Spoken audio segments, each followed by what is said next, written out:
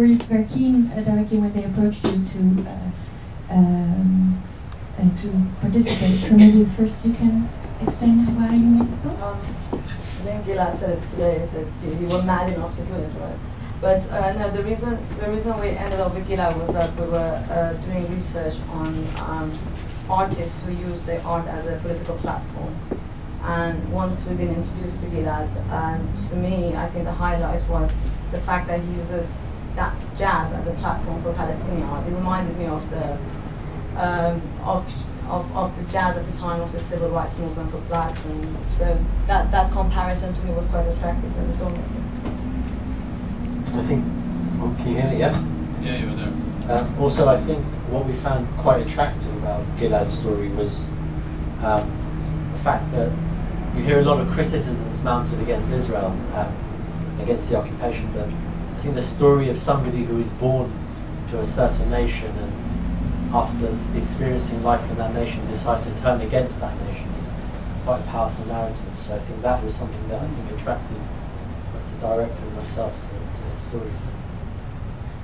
When it comes to me, I'm very keen to spread my views, especially because I know that I'm probably the only person on this planet, and I'm not exaggerating, who is either stupid or mad or whatever to do it. I think that our planet is facing a great danger, and I think that I have managed to identify what is the greatest danger to world peace. I'm happy to talk about it. I understand that the BBC or the Guardian cannot engage in these issues, and I'm very happy to deal when people approach me, I'm always happy to discuss those issues. You were giving away your story in a way, leaving in their hands for them to tell your story. Indeed, and it happened before that it happens a lot that people try to take what I say out of context. I see it every day because they're desperate to silence me, and I've learned that it doesn't really work. What would happen is people would take me out of context, would start to put words in my mouth, and then quite a few people would start to read what I'm saying, and I can tell confidently that my readership is growing all the time. Were the other people you approached to interview to talk about him, were most of them interested in collaborating? Gilad at the beginning was quite suspicious as well. As I said, he thought we're, the thing about other people interviewing, we approached so many people, and so many people didn't want to be, they thought not being part of the film is not giving Gilad enough platform to raise his voice, which to us we always argue that, why don't you guys come on board? This film is being made regardless. So if you come and talk about what you think, I think, it gives more balanced view to the film. So we really always try to encourage everyone to talk. Unfortunately, when many of them courageous enough to come on board. But I think that you definitely managed to get my arch enemies, so you should be happy. Are there other people from the audience that would like to ask a question?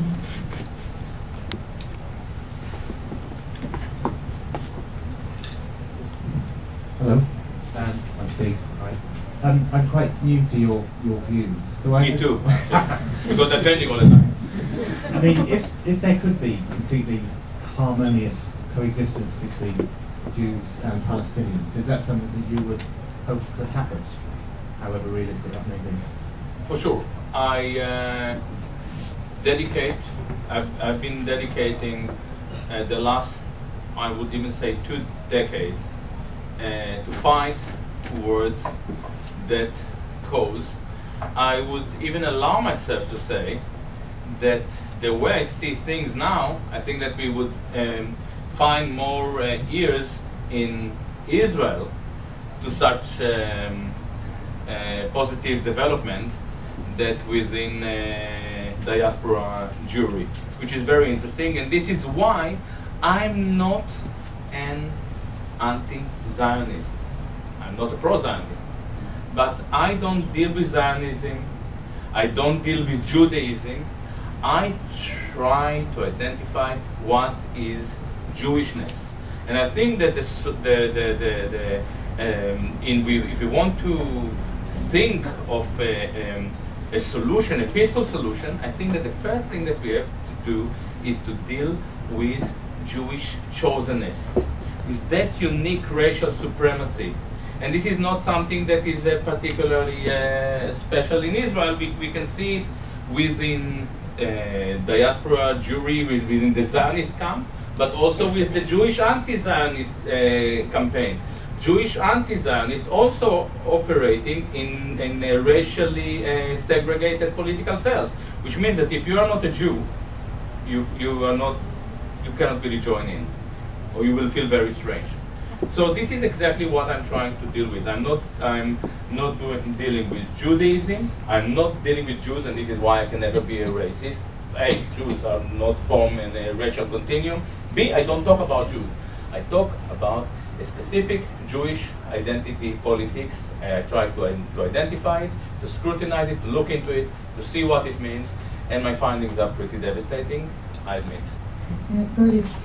With such controversial ideas, what made you pursue making the film anyway? And I think the film, we started the film now is almost 3.5 years ago, 3 years ago. At the beginning, it wasn't talking about Jewishness, in a sense, to be honest. That developed in the past 2 years, mostly, isn't it? Probably from the second day. Yeah. No, but, it is, but I think, he's courageous enough to talk about his ideas, and I think the way he talks about it, he used that artistic temperament. So I think he explores his idea as he goes, and I think that's what I respect around him. I would like to ask you a question, if you don't mind. I would like to look at the audience to see if they have any questions. Are there any questions from the audience, please? I'm sure that there is. But why do you think that elaborating on racial supremacy is controversial in Britain in 2013? I think it's not my place here to step into the discussion. I'm very sorry. I made my point. Let me answer. Yeah, if you would, we hear you fine, so there's no, Okay, so you don't have to worry. it was interesting for us because obviously we had to do a lot of reading into Gilad and his views. And as Gori said, that we started making a story about Gilad's backstory, about this child who grew up in Israel, and through finding jazz and finding out that Charlie Parker was black, that any sort of racial ideas that had existed in Israel were fabrications. So this was really our first place that we started with this narrative. And then what had happened is we started reading around, and Gilad's book came out, and this was quite a big event at the time. So as we started, big event. so as we started reading more, we actually realised that there's a lot of people who talk about the book who actually don't read it. Now, I'm not saying I agree with all its views, but I did read it. I read it a number of times from cover to cover. But by the way, I also don't agree with all my views. So it's not even unique, But a lot of the critics that we were interviewing were not actually reading the book, which made me really wonder what their criticisms were about. So I read it back to back, and the way I understood this idea of his criticism of Jewishness, if you like, is that it's not based on something that's racial. It's more based on this idea of, as he said, chosenness. And for me, any religion which posits itself as truth or as the chosen word of anybody has these problems of exclusivity, and therefore it should be open to any sort of criticism. So as filmmakers, that's the sort of position, that's the way that we react to his position. But as a film, we leave it open, and we sort of invite the audience to go away, read the book, read the criticisms, and come up with your own opinions, which is really what we look like. Can I comment on that? Yeah. All right. Sorry. If there are any questions from the audience? Just a quick one. Oh, wait, the microphone will come this way. Well, I hope you... Well, we're recording, so please reach the microphone. In the film you mentioned the hate mails, threats, the general people who are against you. Do you find people that are for your views as well? You get... Yeah, this is. I assume that quite a few people in this room are interested in what I have to say. My concerts are sold out night after night, and I express my thoughts in my concerts. My book, my latest book, sold very well. It was a bestseller, definitely in the category. It was even more popular than the Talmud for quite a while in the Jewish category in Amazon. It wasn't as popular as Anna Frank. All right, I admit. She's #1 in the Jewish category for you if you're interested. As some of you know, my book is endorsed by the biggest possible list of humanists and intellectuals that are involved in this discourse, by the most important professors. What concerns me, and you asked about hate mail, you know, I get sometimes quite a lot of them, but I understand that some people are outraged. What concerns me, and sometimes even bores me, is the fact that I've never come across criticism of my thought. I'm now operating for, at least, I'm writing for 15 years about the topic. Nobody has ever stood up and said, listen, you got the facts wrong. Your argument is flawed. You have a contradiction in the way you set the facts against the argument. Until now, nobody, and I'm serious about it, and correct me if I'm wrong, nobody has found a single mistake. What they say you shouldn't say it. And I really want to understand, once and for all, why shouldn't I, a person who was born in Israel, was raised as a Jew, as a patriotic Israeli, cannot produce criticism, serious criticism of the Jewish political identity. And I'm still waiting. I made it. I made it.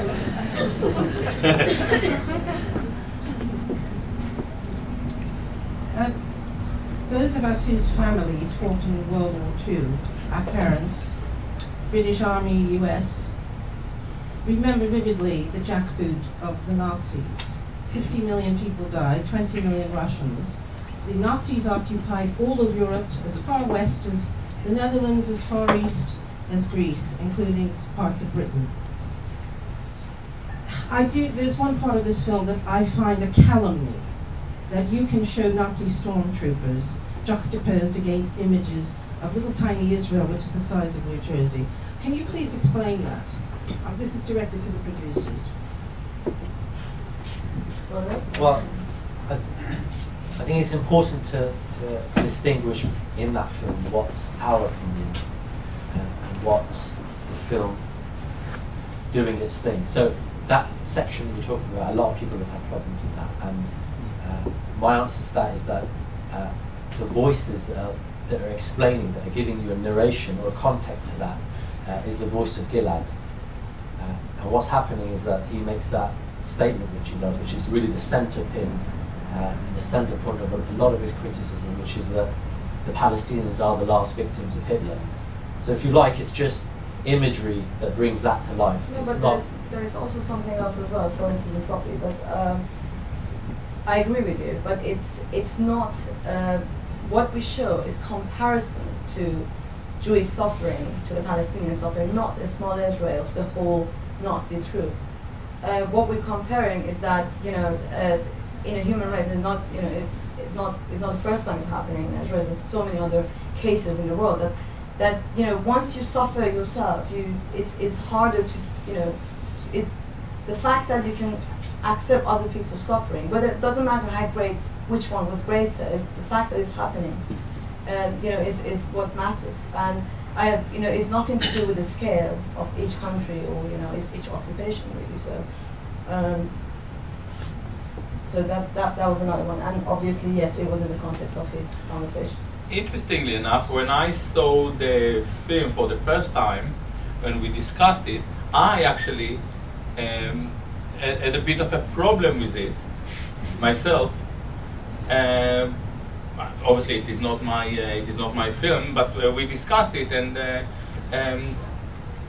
I understand your concern. But one of the things that I try to elaborate on is my clear attempt to make World War II be treated as an historical chapter, which is not the case for quite a while. For a lot of reasons, we have Holocaust denial laws, and even in this country we don't have Holocaust denial laws, so if you are suspected of being a denier, whatever it means, because I really don't know many people who deny the great suffering of the Jews at that time. Once you try to present a different narrative, you are immediately excluded as a Holocaust denier. And I think that it's very important that we will be able to discuss this chapter, because as we speak, Israel is pushing for World War III. It pushes for an attack on Iran. Just a second. We have some more questions from the audience. Thank you. All right. Gilad, Deepak Tripathi, thank you very much. A very beautiful film, which touched, I'm sure, many more people than myself. Your book has certainly been talked about a lot and has generated quite strong feelings, as we have seen here in one or two instances. What I would like to know is, and this is probably reflective of my ignorance about what is going on inside Israel, apart from the headlines we see every day, is your book sold there? How does it sell there? And most importantly, have there been any considered reviews, not an outright attack on you, but considered reviews in papers like Haaretz, elsewhere, in liberal press and academia? All right, so you're talking just about Israel. I had few preliminary offers, and there is still one, my literary agent, I didn't even get her involved yet, because there are quite few people in Israel that want to translate the book, that were very impressed with it. Today we have here an Israeli academic that just read the book, and he wants to meet and to talk about it. In general, and I will surprise some people here, Israel is way more tolerant to self-criticism, to what you may call Jewish self-hatred. 2-3 years ago, there was a massive interview with me in Haaretz on the Weekend magazine. It is well ahead of The Guardian. Definitely well ahead of the BBC. You know, and it is very interesting. You know, we just spoke about the Holocaust this year. Around the Holocaust Memorial Day, the Haaretz published some papers that in Britain would be defined as Holocaust denial. They suspected the meaning of the Wannsee document. So actually, in Israel, we have a very open discourse, but within a very a marginal circuit. Okay, it's a very interesting. Sociologically, it's very interesting to look into it. But I think that it is not that connected to the film. We can communicate about it after. I hope that I addressed your. One question in Gilad. the back. Hi, I'm Jack Pine. Hello, man. Hello. You said a while ago that nobody's ever stood up and said that you have not said a contradiction. Well, I'm standing up and I'm saying that you've made a contradiction. Okay. which is that in answer to the very first question, which as I recollect was, do you think that Jews and Palestinians can live harmoniously together? You started off by saying for sure, and you ended up by talking about chosenness and Jewish supremacy, which seems to contradict for sure. So can I ask you the question again with a little addition? Do you think that Jews and Arabs, Palestinians, can live in harmony together without the Jews oppressing the Palestinians and without the Palestinians oppressing the Jews? My answer is exactly the same. For sure, for sure. Jews can live with Palestinians in peace. However, in order to achieve just a goal, they just have to give up on their chosenness.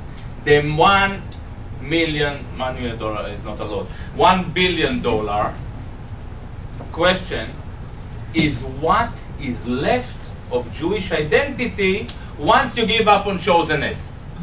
And this is a very complicated question, because as far as I can see, even within the Jewish progressive lefty circuit, they are not willing to give on their chosenness. So with all due respect, I understand your question. This is exactly what I try to address in my book. What is the origin of this chosenness? Why do they maintain it? Why do they call themselves assimilated Jews rather than just calling themselves English people or French people or American people? This is a very complicated question, and the answer is not easy. One of the problems that I have with my work is that as a philosopher, I'm interested in questions. I'm not a politician. Politicians produce answers. Fake answers most of the time. I'm actually more interested in the questions. I like to produce a question and to elaborate on it and to try to understand what is the meaning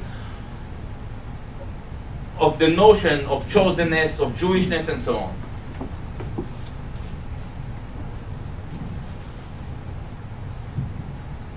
Thank you. As a Palestinian, I have to say, as a Palestinian, I have to say I'm quite flattered for your comment when you said you won't go to Palestine until it is Palestine. But this is what makes me want to ask. You decided to stay here. Gives me the feeling that in a way you are running away from a problem. Why don't you go there as a courageous voice to fight? It's your battle. Why not to go there and raise your voice? I have a devastating answer to you, my friend. As you probably know, and as some people in this room know, different Jewish lobbies invest a lot of energy silencing me. And by the way, at the moment, even a few Palestinians collaborate with them. And this is why I decided, rather than to talk to Jews about Jewishness, just to talk about Jewishness to the world. Just rather than talking to Jews, I talk about, not Jews, about Jewishness. This is my role. Some people in Israel follow me, not many. It's okay. There are a lot of people in Israel, not a lot, but there are a few people in Israel who are at least as outspoken as myself. My duty is to talk to you guys, because whether you know it or not, 80% of your Tory MPs are friends or are members of the CFI, Conservative Friends of Israel. The same applies to the LFI, the Labor Friends of Israel. How many of your those conservative MPs are friends of Hartlepool or Liverpool or Newcastle or Shoreham? This is what I want to talk about, because Israel is supported by the West. And the West, at least Anglo-American, English-speaking empire, is dominated by Jewish lobby, which is a very, very vague concept, but it's a very powerful concept. I hope it answered your question. We have the next question here. The woman, the woman before this. It seems to me there was enough land for both people. When the United Nations partitioned the land, the Jews were accepted only part of the land where most of them were living, not the land where most Palestinians were living, but the Palestinians did not accept to have part of the land. They were egged on by other Arab countries to want the whole lot and push the Israelis out. There's so much Arab lands. Where can Jews live in this world? They have given so much to the world, and the world doesn't want them to have a place anywhere. There are plenty of Israelis fighting for equal rights for Palestinians within Israel. Many countries have problems of different minorities. There are the Arab Fund and many other organizations in Israel are fighting for justice for everybody. I'll try to really address it briefly because you raise few issues and you are slightly mistaken, if you don't mind me saying. To start with,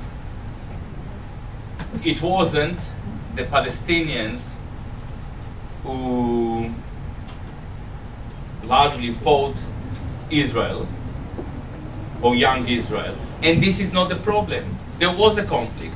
The problem that we have with Palestinian and Palestinian right of return, Palestinian refugee, is that in the 50s, Israel has managed to come with different laws of return, with the law of return, which is a racially driven law that doesn't allow the Palestinian refugee to come back to the land. The problem is not the Nakba, the expulsion of the Palestinians, but the fact that there is a law in Israel that allows to every Jew in this room to settle in Israel tomorrow, while a Palestinian that live to study in for 3 years cannot come back.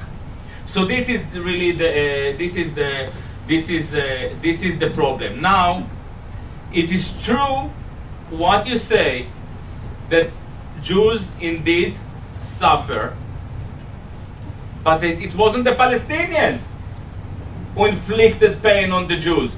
It's the Europeans. So why exactly do we expect the Palestinians or the Arab nations to pay the price for crimes that were committed in Europe? But I take it one step further. And here I'm criticizing, it makes me into a controversial human being, which I'm very proud to be. I want Jews, my Jewish friends, I want my son, is there, to ask ourselves, how is it possible that we have suffered so much time after time? Why do we bring so much crap on ourselves? And this is a very painful question.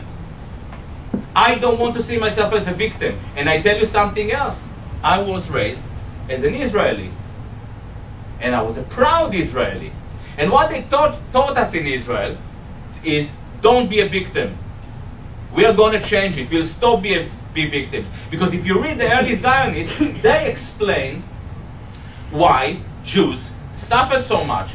They say we bring it on ourselves, and the whole idea of Zionism was to bring, I'm sorry to tell you, you'll have to read Nordau and Herzl.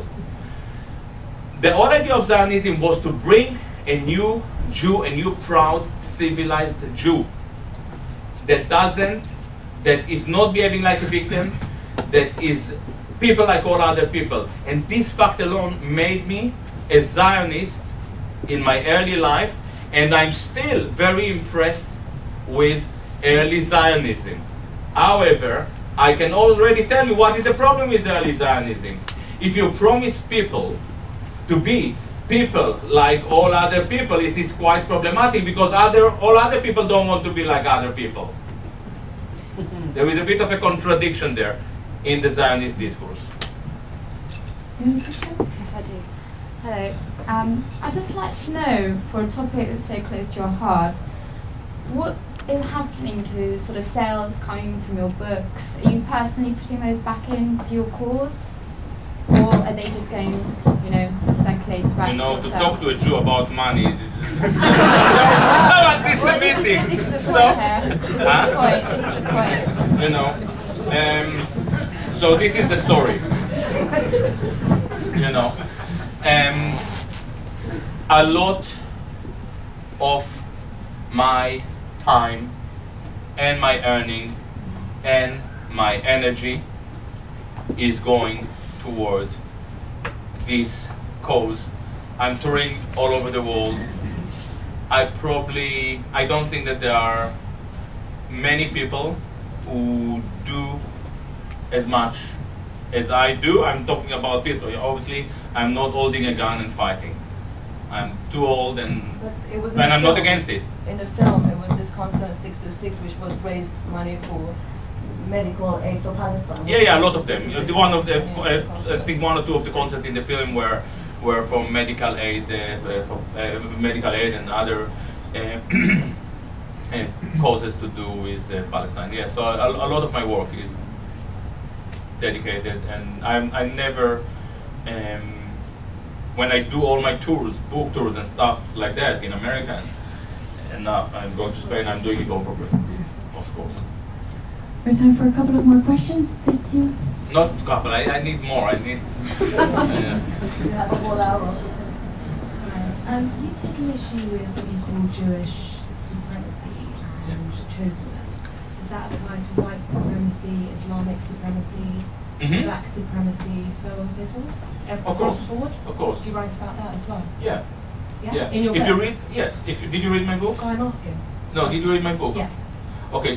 Did you come across a chapter about where I equate Zionism with other marginal thoughts?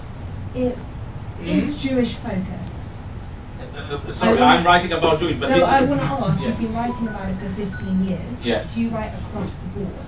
No. I'm telling you, I'm interested for sure. And just if you follow my website, yesterday, and you can check it out on your phone. If you look at my website yesterday, and maybe offend some Palestinian people here, I criticized a Palestinian new list for being a Palestinian only. I told them you behave exactly like the tribal, tribal Jews. So I definitely see exactly the same problem.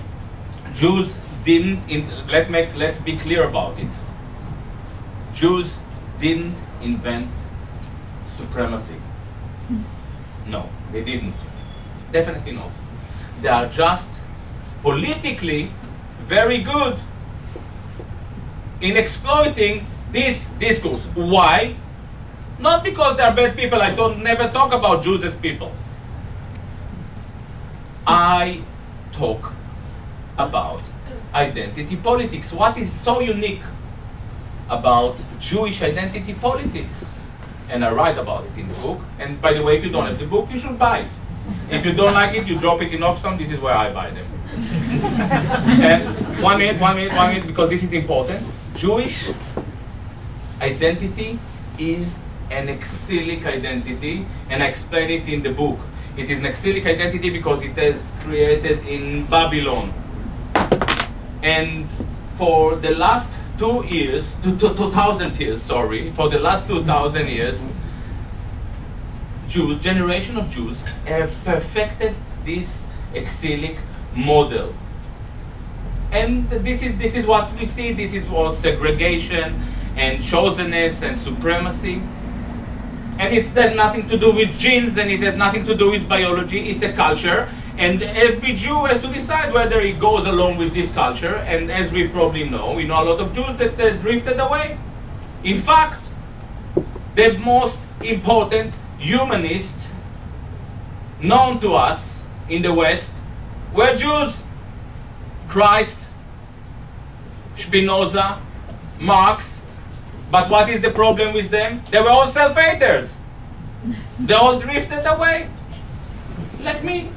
And they all were crucified, like me.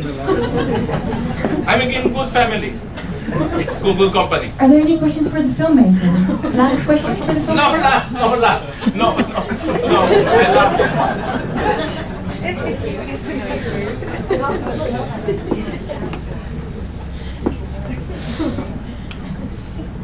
We're okay, actually. We don't need more questions. Question for the filmmaker. Is it quite difficult to stage this film, given its controversial nature? That's question one. And the second question is, how did you connect as the production process goes along, and how did you sort of connect with Gilad, where you sort of pro his thought at the beginning, or sort of you sort of bought into his thought as the production process went along? I mean, you mean by stage? You mean like showing it around? Festival, sorry. Oh, okay. No, I thought staging it as showing it in sort of like cinemas. I mean, there's two different questions. First of all, as a production process, I think the reason the film took 2.5 years, it was that we needed all those sort of political current affairs to happen for people to understand Gilad as a character. So I think, you know, it was never fair to leave the film, and many times we decided that we're going to stop now, but it took 2.5 years. I didn't know about that. What do you mean I want to stop now? And yeah, so did you at the beginning were you pro his idea or at the production? To be honest, we went to make the film with open mind, and I'm not actually pro his ideas. I'm not 100% with him, so sorry. But no, because you know that, I mean, it's not like I'm 100% pro him, but I respect him to so many levels. And I think I respect his courage as an artist to use that platform, which was our initial, you know, reason we took it. But it's not, you know, as a filmmaker, you don't necessarily need to have a political idea, a political opinion about someone's political activity. So you know, it's not my cause. And then in another way, it's sort of like I think both of us never really, even to this day, don't agree with a lot of the ideas. But one thing that makes us happy is that we could sit here, and where else would you go to have these sort of debates with Jews and Palestinians in a room to really talk about issues? I mean, you don't hear them in the newspapers, you don't see them on TV, so somebody has to start having the debates. Right? A very strong. And that's what the film does. That's what the film does. And it's not about whether me or the filmmaker agree, it's the fact that we can sit here and talk about it. So with this, I want to add. I'm very happy to face serious opposition. I want to make it as clear as possible, and I know that there are some of my opponents here. If I would say what I say and talk about Jewish political power without facing serious, relentless opposition, it would mean that I'm talking nonsense. And apparently, I'm not. It is very difficult for you, and this is your struggle, and struggle is fun. Read Hegel. thank you very much for coming. Sorry, just to clarify, I'm program editor at the Frontline Club. We weren't asked to pull the film by the Zionist Federation. We were questioned about the showing of it, but just to make that clear. Thank you very much. So I would very much like to thank you all for coming tonight to the Frontline Club to discuss it.